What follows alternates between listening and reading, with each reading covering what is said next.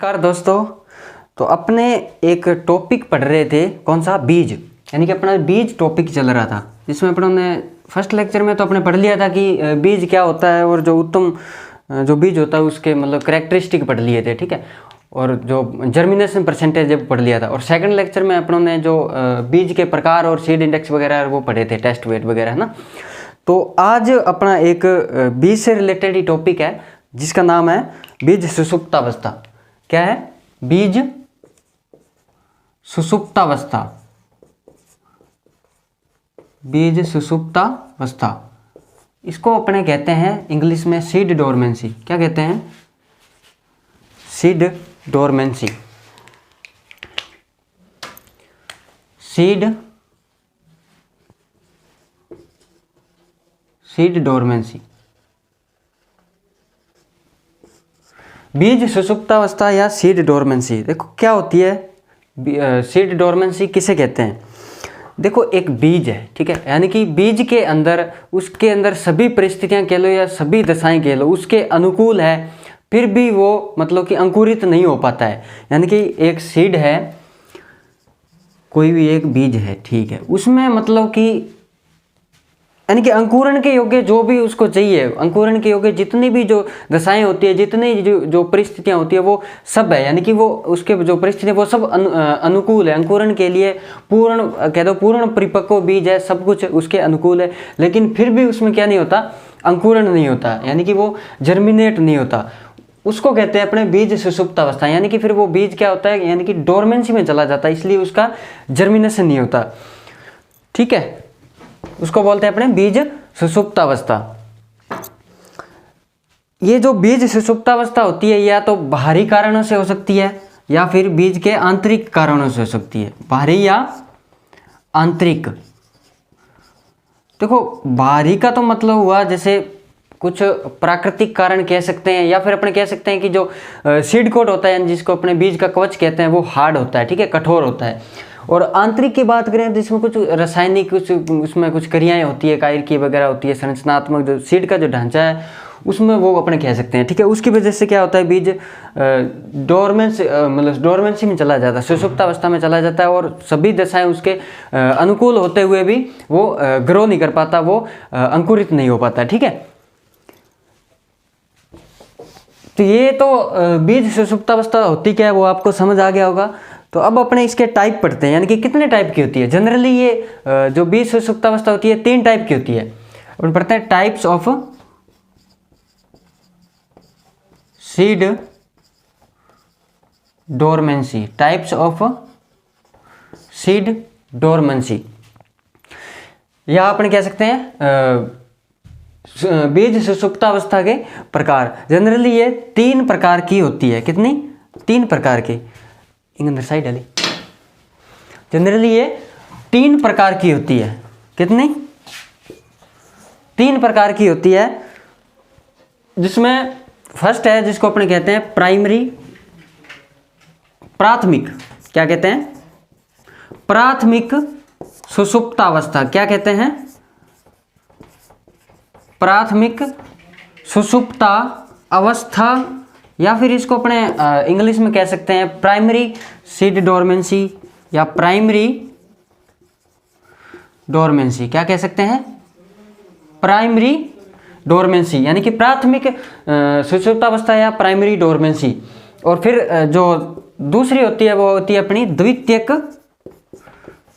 कौन सी? द्वितीयक सुषुप्तावस्था।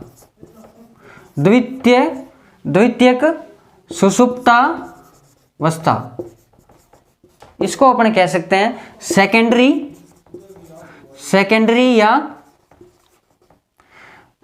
या फिर इसको अपन कह सकते हैं इंड्यूस्ड डोरमेंसी। क्या? इंड्यूस्ड डोरमेंसी,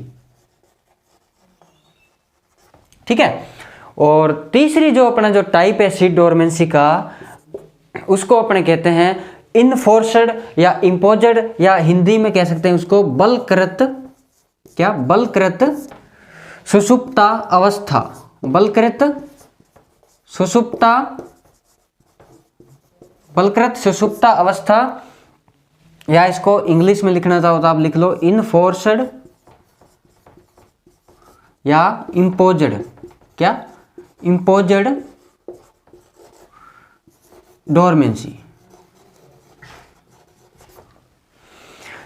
3 टाइप की होती है ये जो सीड डोरमेंसी, प्राथमिक सुषुप्तावस्था, प्राइमरी डोरमेंसी और द्वितीयक सुषुप्तावस्था, सेकेंडरी या इंडिविजुअल डोरमेंसी और बलकृत सुषुप्तावस्था, इन्फोर्सड या इम्पोज्ड डोरमेंसी। 3 टाइप की सीड के अंदर जो बीज सुषुप्तावस्था कह दो या डोरमेंसी पाई जाती है। अब इनको अपने एक एक करके पढ़ते हैं, ठीक है।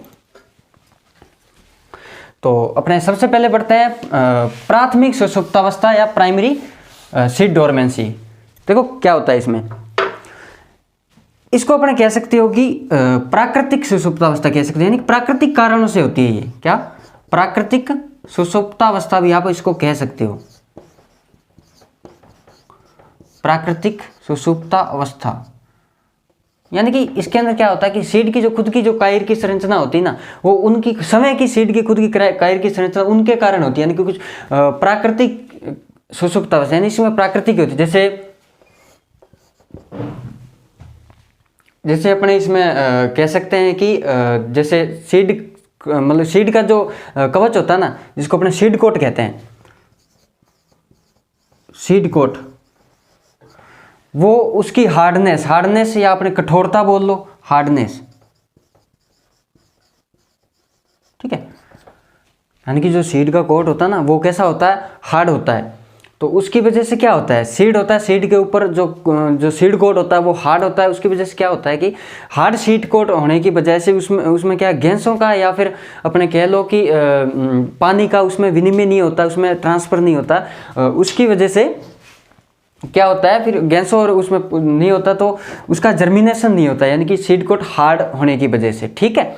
या फिर अपने कह सकते हैं कि जो भ्रूण होता है, जो एम्ब्रियो होता है, उसका अल्प विकास होना, क्या, भ्रूण का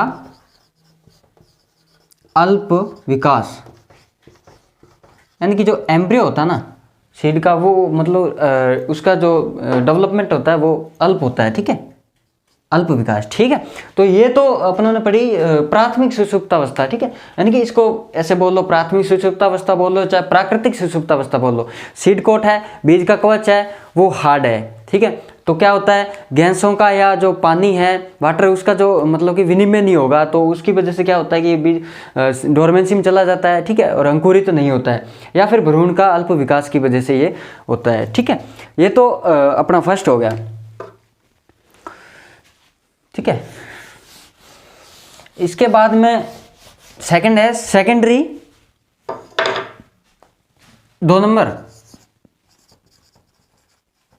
सेकेंडरी डोरमेंसी, क्या, सेकेंडरी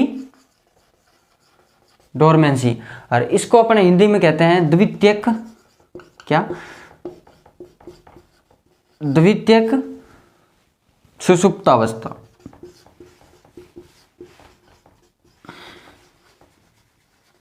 सुषुप्ता अवस्था। द्वितीयक सुषुप्तावस्था या सेकेंडरी डोरमेंसी होती है, इसको अपने कह सकते हैं प्रेरित सुषुप्तावस्था। इसका दूसरा नाम है प्रेरित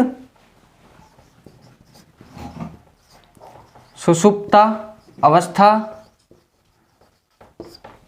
और इसी को इंग्लिश में कहते हैं प्रेरित को इंड्यूस्ड डोरमेंसी। क्या कहते हैं, इंड्यूस्ड, ठीक है। प्रेरित सुषुप्तावस्था या इंडिविजुअल डोरमेंसी, इसको सेकेंडरी डोरमेंसी या जो द्वितीयक जो सुषुप्तावस्था होती है इसको कहते हैं। इसमें क्या होता है कि जो सामान्य परिस्थितियां होता है उसका अभाव होता है, यानी कि बीज के अंकुरण के लिए जो सामान्य परिस्थितियां होती है उनका अभाव होता है। सामान्य परिस्थितियों का अभाव, ठीक है। बीज के अंकुरण के लिए जो सामान्य दशाएं या सामान्य परिस्थिति वो मतलब इसमें नहीं होती, किसमें, सेकेंडरी डोरमेंसी या द्वितीयक सुषुप्तावस्था में, ठीक है। इसके बाद में अपनी जो थर्ड नंबर है वो है इनफोर्सड या इम्पोज्ड डोरमेंसी, जिसको अपने हिंदी में कहते हैं बलकृत सुषुप्तावस्था। क्या कहते हैं, बलकृत सुषुप्ता अवस्था, ठीक है। और इसको इंग्लिश में अपने कह देंगे इनफोर्सड डोरमेंसी या इम्पोज्ड डोरमेंसी। इसमें क्या होता है,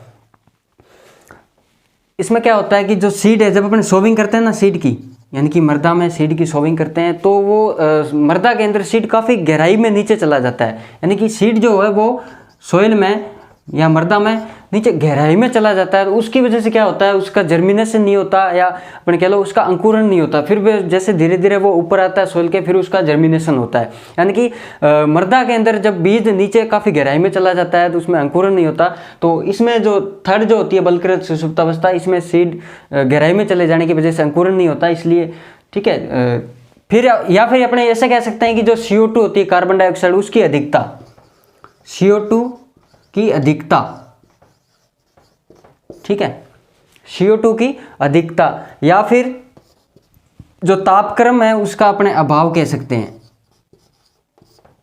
तापक्रम जो होता है, या फिर प्रकाश का भी अभाव कह सकते हैं, उसकी मतलब इनकी ये सारे फैक्टर हैं किसके लिए, बलकृत सुषुप्तावस्था के लिए। तो ये तो 3 टाइप हुए जो अपनों ने डोरमेंसी के पढ़े, ठीक है। डोरमेंसी क्या होती है, डोरमेंसी के 3 टाइप होते हैं या 3 प्रकार होते हैं सुषुप्तावस्था के। लेकिन अब इसको अपने तोड़ेंगे कैसे, यानी कि इसका ट्रीटमेंट क्या है वो देख लेते हैं।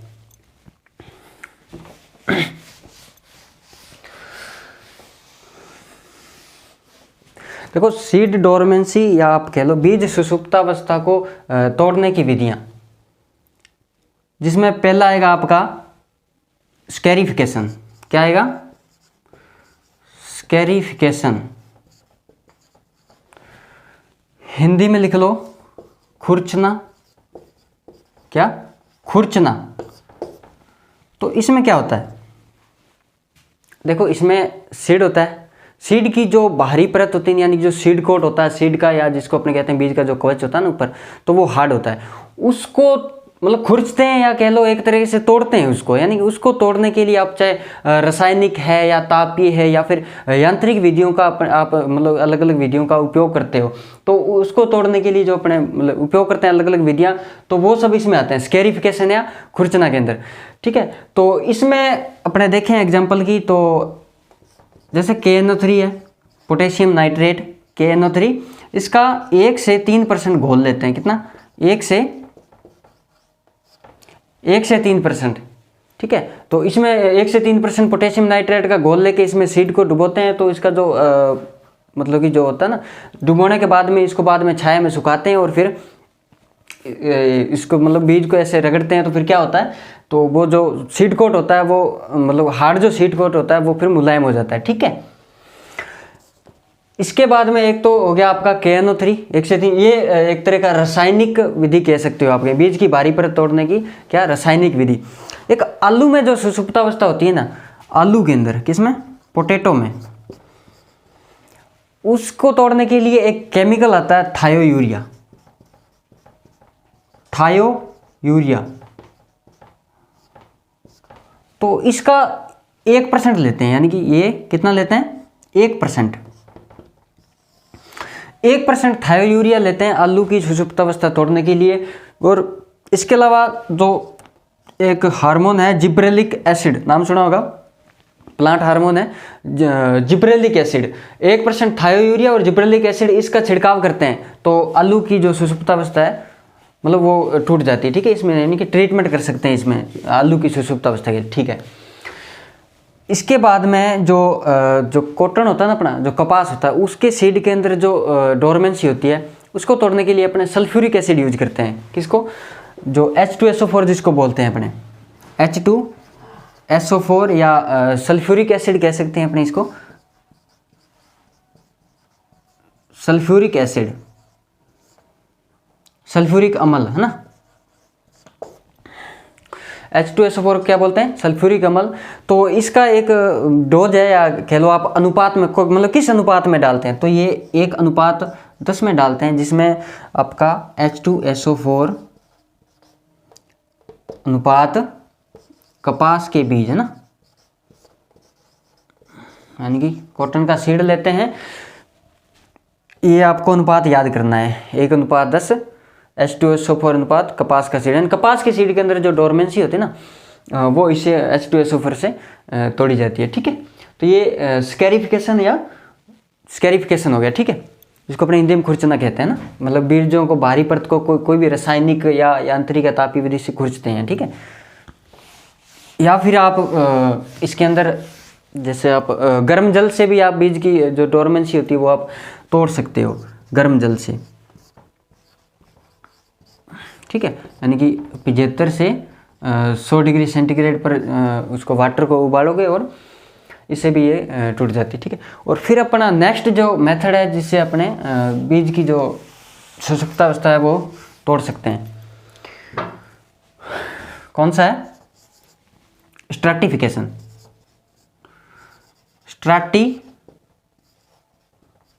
स्ट्रैटिफिकेशन या इसको अपने हिंदी में कहते हैं चिल्लिंग तापमान।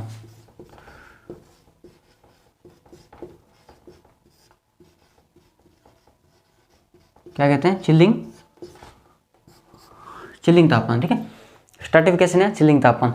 इसमें क्या करते हैं? इसमें कुछ नहीं, यानी कि 2 से 8 डिग्री सेंटीग्रेड तापमान होता है। 2 से 8 डिग्री सेंटीग्रेड तापमान पर अपने क्या करते हैं? 12 से 24 घंटे तक बीजों को रखते हैं। यानी कि 2 से 8 डिग्री सेंटीग्रेड तापमान पर लगभग 12 से 24 घंटे तक बीज को रखते हैं। इसमें किसमें? स्ट्रैटिफिकेशन है। ठीक है, इसको अपने चिल्लिंग तापमान कहते हैं। तो इससे भी अपने सीड डोरमेंसी को कंट्रोल कर सकते हैं, सीड डोरमेंसी को तोड़ सकते हैं। ठीक है फ्रेंड्स, तो क्या पढ़ा अपनों ने आज? ठीक है, सीड डोरमेंसी क्या होती है बता दिया, यानी कि सभी दशाएं सभी परिस्थितियां अनुकूल है लेकिन फिर भी वो सीड है अंकुरित नहीं हो रहा, वो जर्मिनेशन उसका नहीं हो रहा। ठीक है, उसको क्या कहते हैं? अपने सीड डोरमेंसी कहते हैं। उसके कारण हो सकते हैं, बाहरी कारण भी हो सकते हैं, आंतरिक कारण भी हो सकते हैं, आपको पता है, कुछ रासायनिक कारण भी हो सकते हैं, कुछ बीज के अंदर ही संरचनात्मक कुछ। ठीक है, फिर अपने उन्हें 3 टाइप पढ़े, कौन कौन से? प्राइमरी, सेकेंडरी और थर्ड पढ़ा अपना इनफोर्सड या जिसको अपने हिंदी में बलकृत कहते हैं। ठीक है, तो ये जो तीनों टाइप है ना, प्राइमरी सेकेंडरी, यानी कि ये डोरमेंसी के टाइप है, 3 टाइप बीज के अंदर डोरमेंसी होते हैं, प्राइमरी, सेकेंडरी और जो इनफोर्सड लास्ट में बलकृत पड़ा। ये जो तीनों के तीनों जो डोरमेंसी होती है, एक खरपतवार है जिसको अपने कहते हैं जंगली जई। जिसको अपने विल्ड ओट बोलते हैं। क्या बोलते हैं? विल्ड ओट। ये या तो मैन तो वैसे बारले का है और वीट में भी होता है, बारले और वीट दोनों में ही होता है, जंगली जई या विल्ड ओट। इसके अंदर यानी कि इस खरपतवार के अंदर तीनों प्रकार की डोरमेंसी पाई जाती है, प्राइमरी, सेकेंडरी और बलकृत। तीनों प्रकार की सुषुप्तावस्था जंगली जई या विल्ड ओट एक खरपतवार है, इसमें पाई जाती है। और ये बताया किसने था? ये बताया था एक साइंटिस्ट है जिसका नाम है थर्स्टन ने बताया था ये। ठीक है, तो फिर अपन ने क्या पढ़ा? उसके बाद में टाइप पढ़ने के बाद में जो मतलब बीज सुषुप्तावस्था को भंग करने या तोड़ने की जो कौन कौन से मेथड है, कौन कौन सी विधियां हैं, जिसमें पहले अपनों ने स्कैरिफिकेशन पढ़ लिया और दूसरा अपने ने स्ट्रैटिफिकेशन पढ़ लिया। तो ठीक है फ्रेंड्स, अब अपने नेक्स्ट वीडियो में क्या पढ़ेंगे? अपने थोड़ा सा एक लेक्चर और बनेगा इस पर, फिर अपने कोई नया टॉपिक स्टार्ट करेंगे। नेक्स्ट में जो अपनी आइसोलेशन डिस्टेंस वगैरह या थोड़ा सीड ट्रीटमेंट है उसके बारे में अपने इसमें नेक्स्ट लेक्चर में पढ़ लेंगे। और फिर अपना जो बीज का है ये चैप्टर खत्म हो जाएगा। और इसके बाद मतलब पूरे 4 लेक्चर होने के बाद में आपको बीज के लिए कहीं भी जाने की ज़रूरत नहीं है, कंप्लीट आपको इस 4 लेक्चर में मिल जाएगा। आप बढ़िया से नोट्स बना लेना और उसको पढ़ लेना। ठीक है, अब अपने नेक्स्ट वीडियो में मिलते हैं। ठीक है।